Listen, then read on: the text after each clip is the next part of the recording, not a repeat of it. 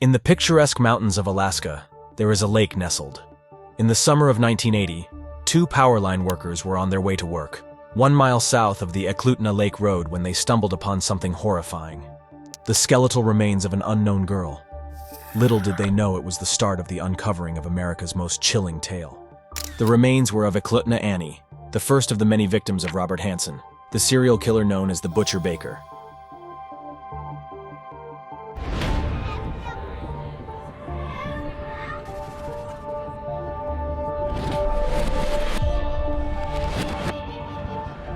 When the horrified workers reported the remains, troopers headed over to examine the scene.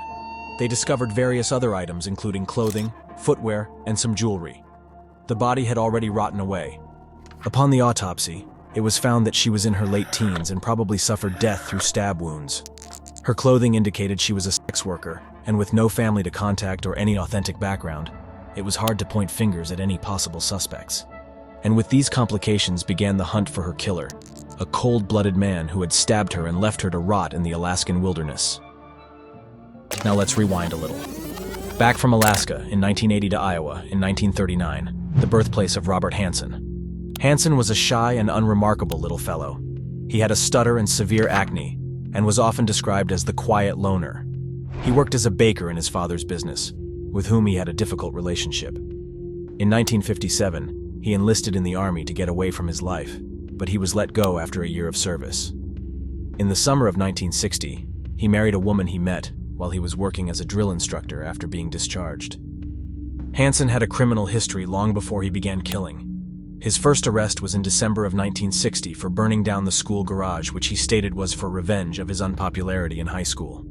During his sentence in prison, he was diagnosed with manic depression and periodic schizophrenia.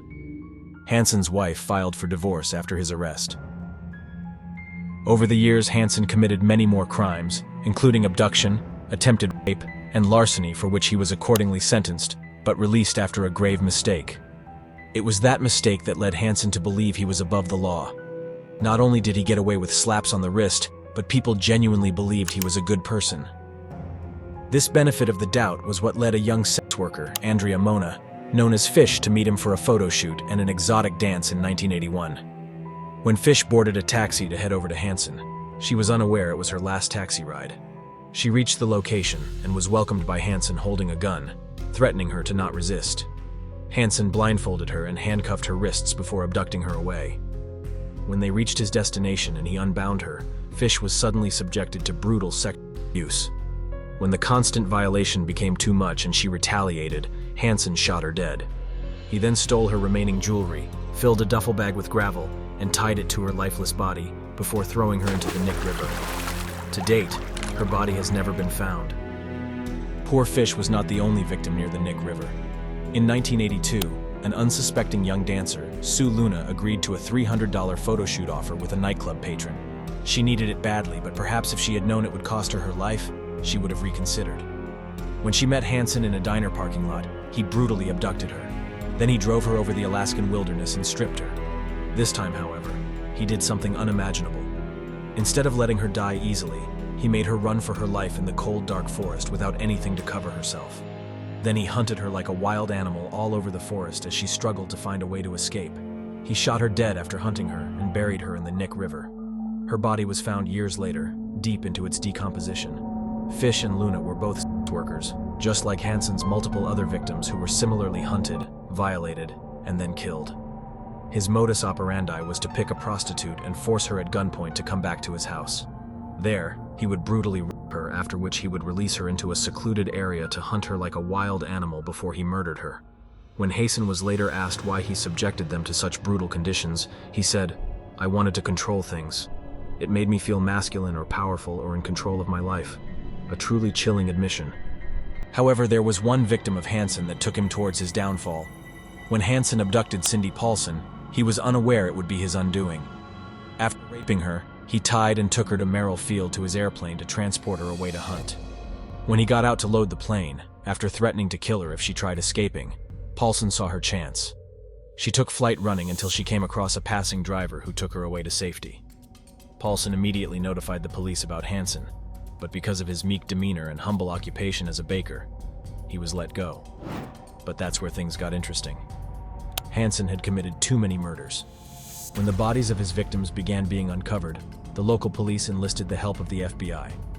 Special Agent John Douglas gave Hansen's offender profile as an experienced hunter with low self-esteem, used to being rejected by women. This is what led the police to Hansen, who fit the profile perfectly, once again. Hansen immediately denied any involvement until he could no longer. Evidence kept piling up, from the pieces of jewelry of the identified victims to a hidden chart with cross signs over places they had been found in Hansen's spaces. He became the obvious culprit. When questioned, Hansen tried justifying his crimes by blaming the women. Eventually, he was forced to confess to the evidence as it was presented, and the fact his killing spree had started in 1971. When asked why he had done all this, Hansen said, "I was a frustrated kid. My friends got to have all the fun. They got the girls and I didn't. I was just seeing everyone else get theirs. Then, I decided it is my turn to have fun now."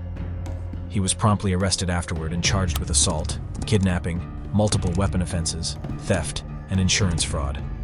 In 1984, Hansen was charged with and confessed to a range of crimes, including multiple counts of murder. He was sentenced to 461 years in prison without the possibility of parole, ensuring he would never walk free again. His sentence reflected the gravity of his crimes and the immense pain he inflicted upon his victims and their families. Hansen spent the rest of his life in prison, where he faced the consequences of his actions. Isolated from society and plagued by lingering health conditions, his final years were marked by suffering and reflection on the monstrous acts he committed.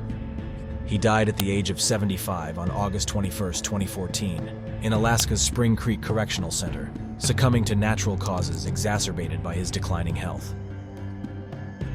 While Hansen is dead now, people like him are closer than you think. The next time you visit your local bakery and see your timid class fellow, think twice before you speak. One can never be too careful. The Baker Butcher 2.0 might just be lingering near. Stay safe out there, or try.